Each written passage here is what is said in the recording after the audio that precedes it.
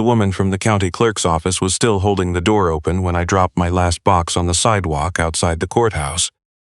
I had been inside for 40 minutes. 40 minutes to end a 9-year marriage, transfer the house I had spent 3 summers renovating by hand, and reduce my time with my son to every other weekend and 2 weeks in the summer. The judge had signed the final decree at 10:47 in the morning. By 11:31 I was standing on the sidewalk in Columbus, Ohio with 2 cardboard boxes and a duffel bag, watching traffic. That was when I noticed the man. He was parked across the street in a silver Buick, engine off, watching me. Not the way people look when they're waiting for someone, the way people look when they already know who you are and they've been patient about it. He was older, mid-70s maybe, in a dark sport coat that didn't belong in a courthouse parking lot. He watched me load the boxes into the bed of my truck. He watched me stand there for a second because I didn't know where I was going. Then he got out of the Buick and walked across the street. He waited until he was about 10 feet away. "Excuse me, are you Conrad Welles?" "Yeah." "My name is Gerald Ashby. I'm an estate attorney out of Savannah, Georgia." He paused. "I'm very sorry to approach you today of all days. I've been waiting since yesterday. I didn't want to interrupt the proceedings." I looked at him. I was still holding my keys. "What do you want?" He reached into his jacket and produced an envelope. Heavy stock, my name written on the front in careful old handwriting. "Your great-uncle Franklin Welles passed away 6 weeks ago. I've been retained to execute his estate. You are the sole named beneficiary." I haven't spoken to Franklin in about 15 years. "I know he was aware of that. He said to tell you he considered it his fault, not yours." I looked at the envelope. "How much are we talking?" He cleared his throat. $3.2 million in liquid assets, a commercial property in Savannah, a 3-bay auto repair shop with a 2-unit apartment above it, a 1967 Ford Mustang Fastback, a 1971 Chevrolet Chevelle SS, and a storage unit on the north side of the city I haven't fully inventoried. He paused. "There is one condition attached." "There always is. You must take up residence in Savannah within 30 days and remain there for 12 months. During that time you cannot sell or lease either vehicle. The current shop tenant, a mechanic named Delroy, stays on under his existing lease. You are required to manage the property personally, no property management company. At the end of 12 months, everything transfers to you without further condition. If you decline, or if you abandon the residence before the 12 months are complete, the estate goes to a list of charities Franklin designated." I stared at him. "Why Savannah?" "He said you'd ask that." He held out the envelope. "He asked me to give you this before you answered. Read it first. You have 30 days to decide." I took the envelope. "He said one more thing." Gerald Ashby's voice dropped slightly. "He said to tell you that what she hid is already found. You'll understand when you read the letter." I felt the air go out of me. Gerald Ashby gave me a card, walked back across the street, and drove away in the silver Buick.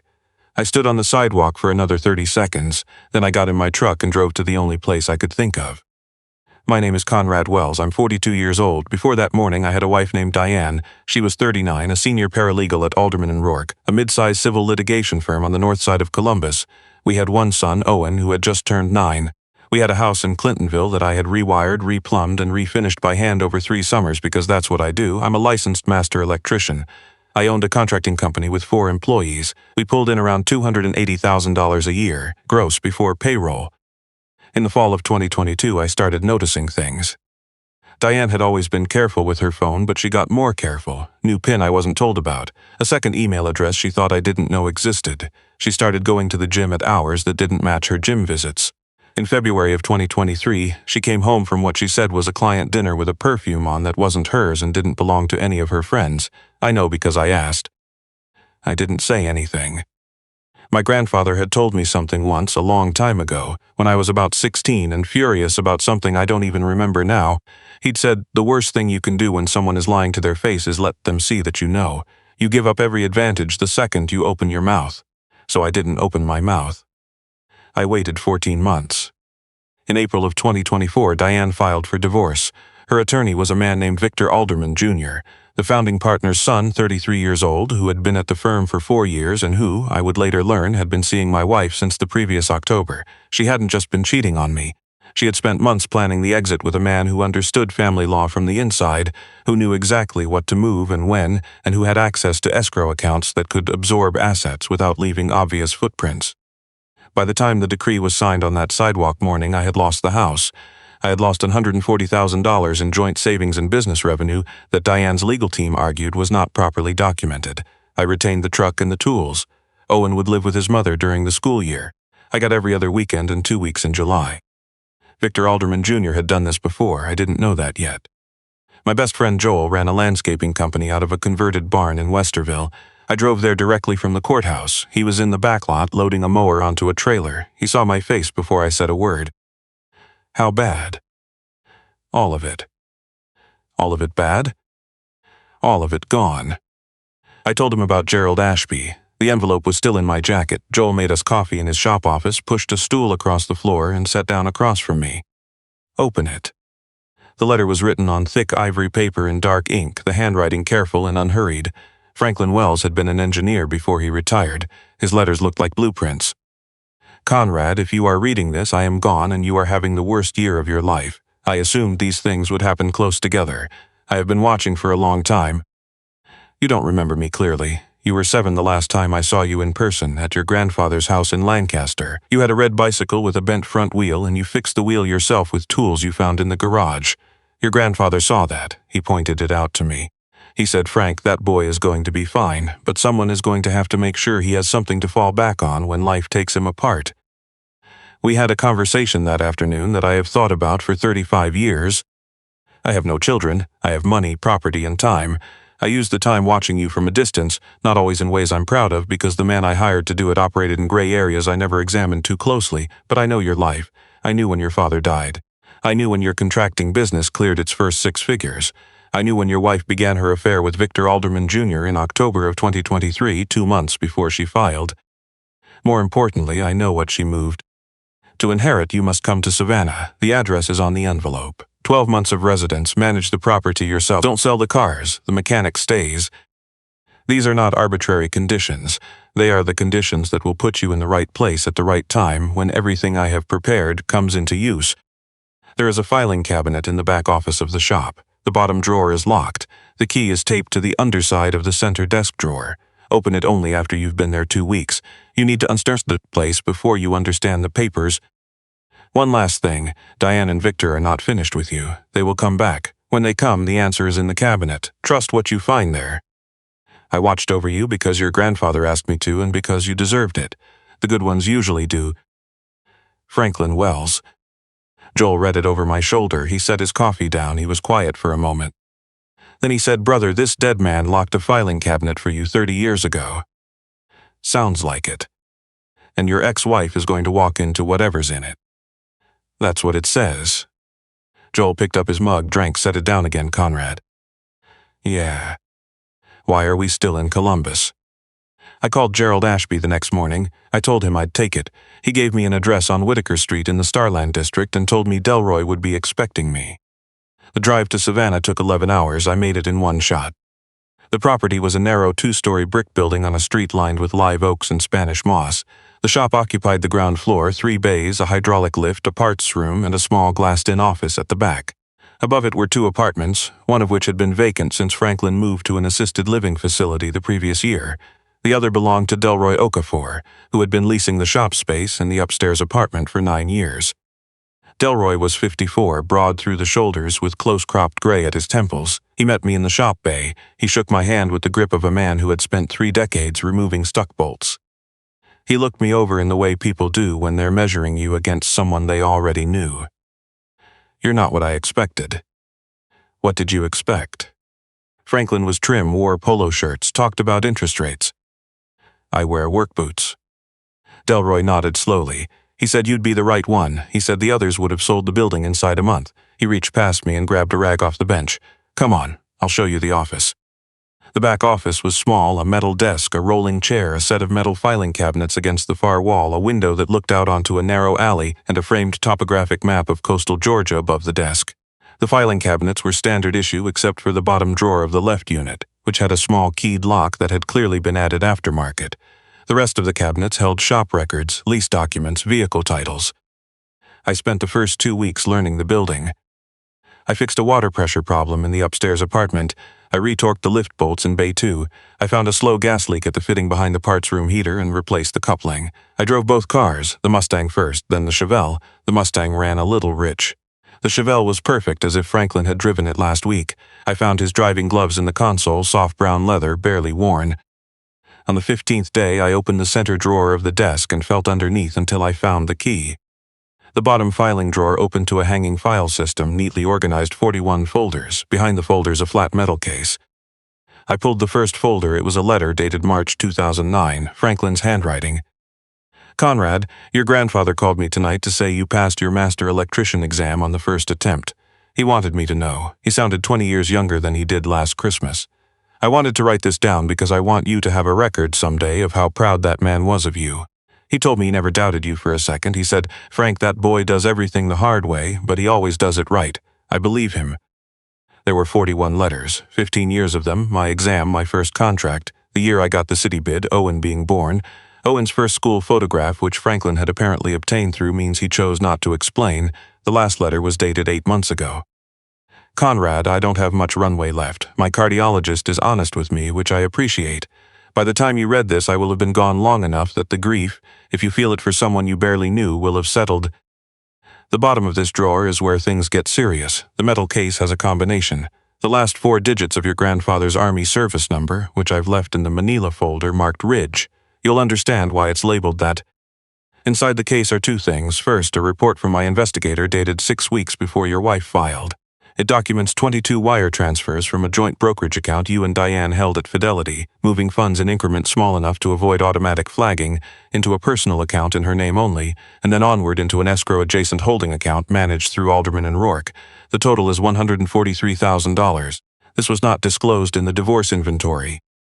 Second, a contact. His name is Special Agent Terrence Mack, FBI Financial Crimes, Atlanta Field Office. I've already sent him a preliminary summary. He's been looking at Alderman and Rourke for 14 months because Victor Alderman Jr. has done this with at least 3 other clients, paralegal affairs, asset concealment, the firm's infrastructure used as the conduit. What Diane and Victor did to you is one instance of a documented pattern. Mack needs a cooperating victim with clean hands and documented evidence. You are that victim. There is also a contact at the Georgia State Bar, a woman named Patricia Vance, who handles attorney misconduct. Alderman Jr. is still licensed. He should not be. I've left you everything you need to take them apart without breaking a single law. New York and Georgia are both one-party consent states for recordings in your own residence. Read the case file before you make any calls. Understand what you have. The shop was never just a shop. It's where I kept the machine. I read every folder that night. I didn't get back upstairs until after 2 in the morning. Delroy's light was still on in the apartment above. I could hear the faint sound of a television. I sat on the edge of the desk for a long time. The metal case combination worked on the second try. Inside was exactly what the letter promised. The investigator's report was 68 pages, with wire transfer records printed and highlighted and annotated in Franklin's precise engineer's hand. The FBI contact's number was written on a card with a brief handwritten note, "He is expecting your call." Beneath everything else, in a clear plastic sleeve, was a small digital recorder, a charging cable, and a handwritten instruction sheet explaining how to sync it to a second device. Franklin had thought of everything except being alive to see it. I called Joel from the alley behind the shop. He answered on the second ring, "Groggy Conrad, it's 2 a.m. I know, I found it." Found what? All of it, everything. He put it in a metal box in a filing cabinet in a mechanic's shop in Savannah, Georgia. Long silence. The dead man had it the whole time. The whole time. Another silence. Joel exhaled slowly. "Tell me what you need." 2 weeks later, I called Special Agent Terrence Mack in Atlanta. He answered with the flat economy of a man who had been expecting the call and had other calls to make. I read him the summary. He asked 3 questions. Then he said, "Mr. Welles, I need you to send me the investigator's report by end of week. Do not contact Alderman's firm. Do not contact your ex-wife. Do not discuss this with your divorce attorney." He paused, "and do not lose the chain of custody on that report." I scanned every page that evening and sent them encrypted. December came. Owen visited for Christmas break. I picked him up at the Savannah airport, and he walked out of the gate dragging his rolling suitcase and stopped dead when he saw the Mustang in the pickup lane. "Dad, is that yours?" "Yep." He didn't say another word for 30 seconds. He just walked around it slowly with his hands behind his back, like a museum visitor. Delroy came over for Christmas dinner. He brought his daughter and her husband, and Owen spent 3 hours in the shop learning to use a torque wrench. By the end of the second day, my son could name every car in the bay by make, model, and approximate year. He left on December 28th. I watched the plane until it disappeared. On January 12th, someone keyed the length of the Chevelle's passenger side in the middle of the night. I called Gerald Ashby the next morning. It's starting. Document everything, photograph it, file a police report, don't fix it yet. I called Mac in Atlanta. Your ex-wife's attorney just ran a property search on your Savannah address, Mac said. That's consistent with the pattern. Expect contact within the next 6 weeks. Delroy and I spent 2 evenings installing the recording devices Franklin had left in the metal case. They were small, matte black, battery-powered. We put them in the base of the living room lamp, inside the bookshelf speaker near the window, behind the clock on the fireplace mantel under the edge of the coffee table. Delroy worked quietly, and when he tucked the last device behind a framed photograph, he said something I've thought about since. Franklin used to say that the problem with good people is they think decency is a two-way street. He said they expect the other side to play by the same rules they do. He said that expectation gets good people eaten. I didn't respond, I just moved the photograph back against the wall. Diane called on February 3rd. She said she'd been thinking about us. She said she thought she'd made some mistakes. She said Owen missed me and she missed how things used to be. She said she wanted to come visit, that she thought it might be good for all of them. She asked if she could bring a friend, just for support, she said, someone she trusted for practical advice about the inheritance situation. I knew before I asked. Victor. Victor, yes, she said it neutrally, the way you say the name of a dentist. That's fine, I said. Bring him. They arrived on a Friday afternoon in early February, Diane in a wool coat I hadn't seen before, Victor in a sport coat that must have cost more than my first car. He had the handshake of a man who had been trained on handshakes, firm, brief, calibrated. I made coffee, we sat in the living room. For 90 minutes, Diane performed the scene Franklin had predicted almost word for word, the apology with just enough ambiguity to leave a door open.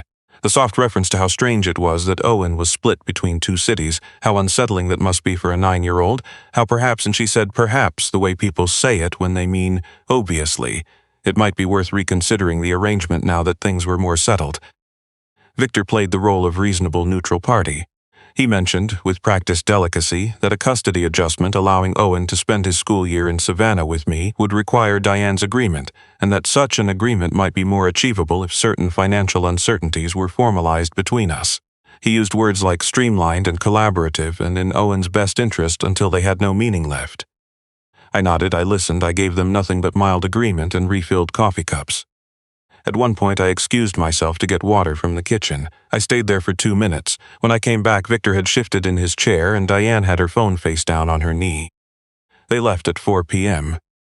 That night, I went back down to the shop office with a pair of headphones and a laptop. I pulled the audio files. Victor's voice first, low, certain. Keep him warm, 2-3 more months. Once he's agreed in principle to a modification, we file for primary custody on grounds of residential instability. New city, new state, no established school, no family network. We get the child. The child is the leverage. Once we have primary, we start the asset conversation from a position of strength. Then Diane, he bought all of it. You should have seen his face when I said I'd been thinking about us. He looked like a golden retriever. Victor, I know, they always do APAWS. 6 more weeks, Diane, then we make him pay for being easy. I took the headphones off. I set them on the desk. I pressed my hands flat against the metal surface and held them there until they stopped trembling. Then I called Mac. He listened to the summary. He was quiet for a moment. Mr. Welles, the Savannah recording plus the financial documentation, together, this is what we needed to move forward on Alderman Jr. There are 4 other victims we've been building parallel cases on. What you have connects the pattern across all of them. This isn't just your divorce anymore. I know. When you file, he's looking at wire fraud, conspiracy, and abuse of fiduciary duty across multiple jurisdictions. His law partner, the father, may face secondary exposure if we can show institutional awareness. What about Diane? She's named as co-conspirator in the asset concealment. Cooperation terms are possible, but that's for the prosecutor. My job ends at the referral. Give me 1 call with her first, I said. She's still my son's mother. He was quiet for a moment. 30 days, he said, then I file regardless. I flew back to Columbus in mid-May. I met Diane at a quiet restaurant near Easton on a Tuesday afternoon, the kind of place with white tablecloths and enough ambient noise that no one pays attention to other conversations. She arrived expecting a conversation about Owen's summer schedule. She was wearing the perfume from 2022.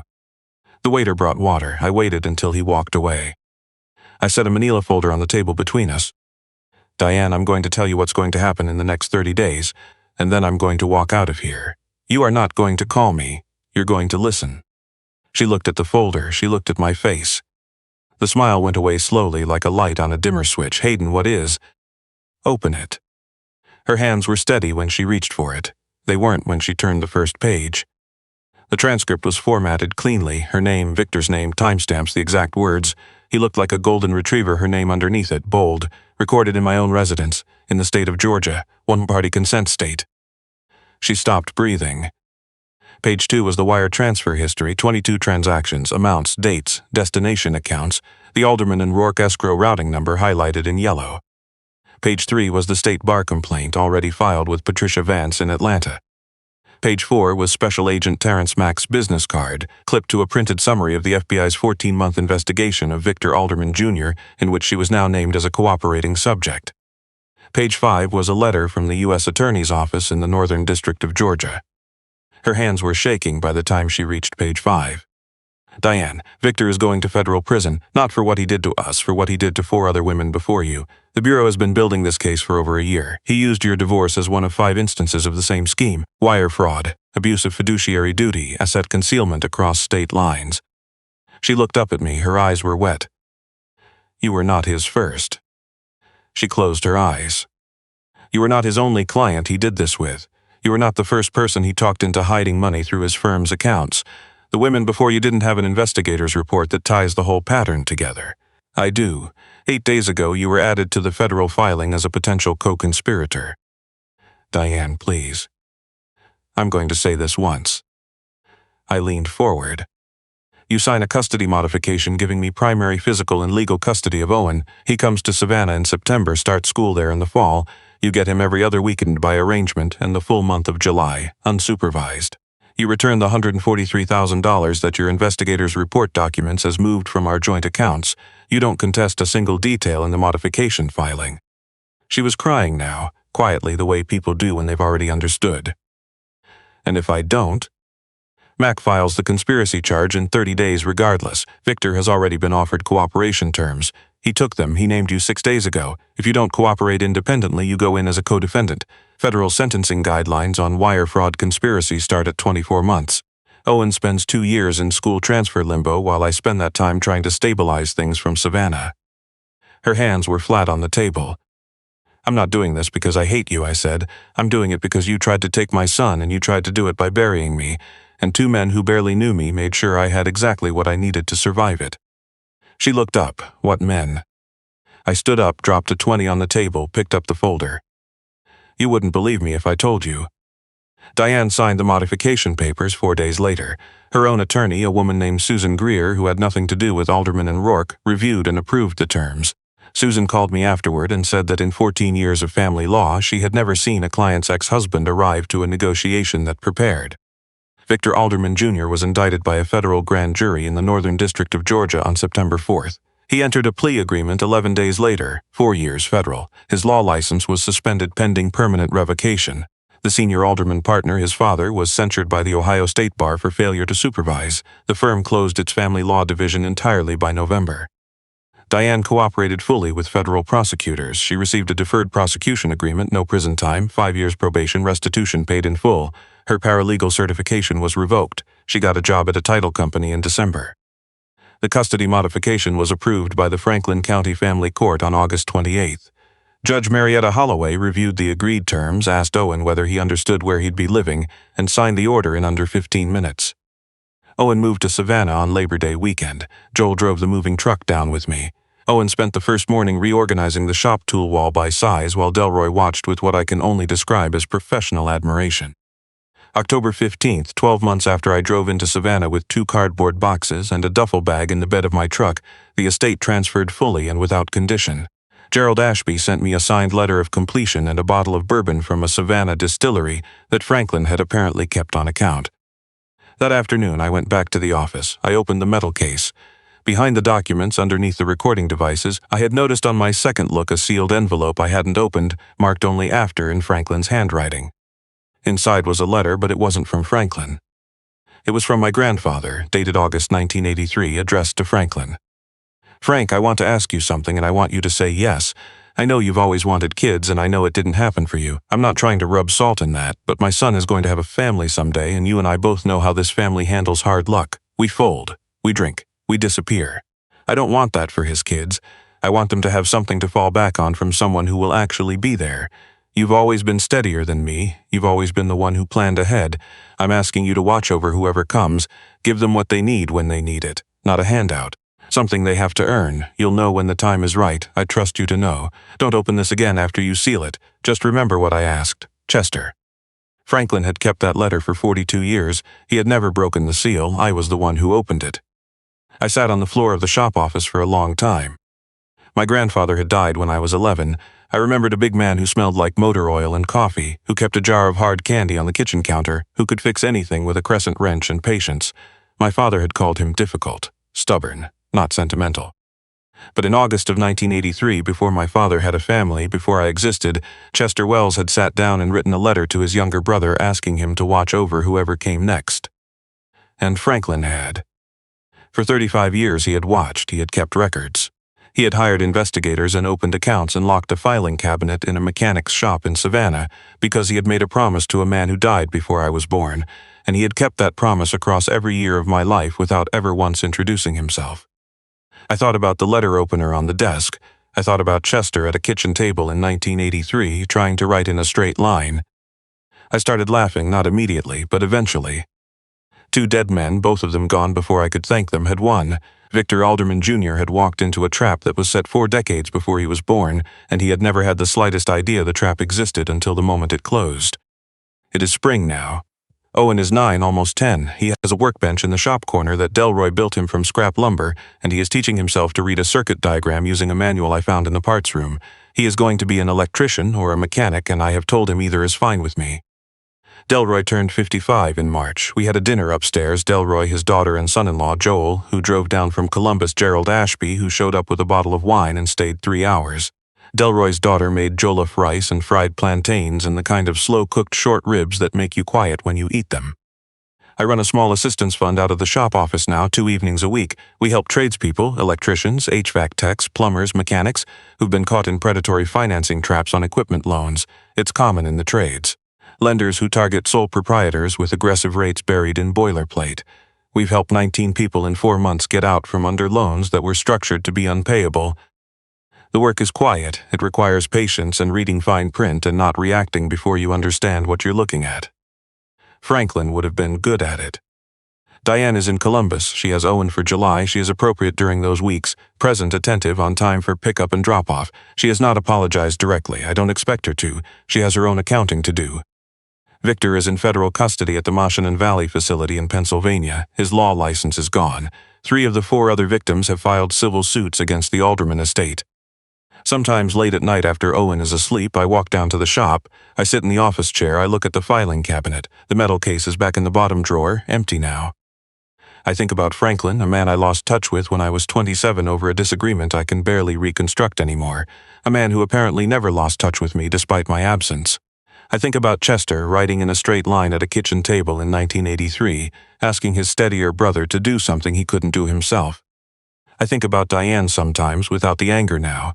She did what she did because Victor made her feel like the prize, and I had started to feel like the furniture. She didn't know the furniture had a grandfather. I'm sitting in this office because 2 men I barely knew decided, before I had any idea who I was going to become, that the person I was going to become was worth something. That's a strange thing to carry. It's heavy in the right way. So let me ask you something honest. If a stranger crossed a parking lot on the worst morning of your life and told you that someone who had been watching over you in silence for 35 years had left you a way out, but only if you moved to a city you'd never lived in, ran a business you didn't start, and trusted a dead man's instructions before you understood what they were for, would you have gone? I almost didn't. I sat in that parking lot for a full minute before I started the truck. If you have someone in your life who sees you when you're not looking, an uncle, a grandmother, an old neighbor, a coach from 20 years ago who sent you a note you still think about, drop their name below. I read everyone. If this story found you at the right moment, hit the like button. Share it with someone who needs to hear that the people who love us most sometimes do it from a distance, in ways we don't understand until later. Subscribe, turn on notifications. I'll see you in the next one.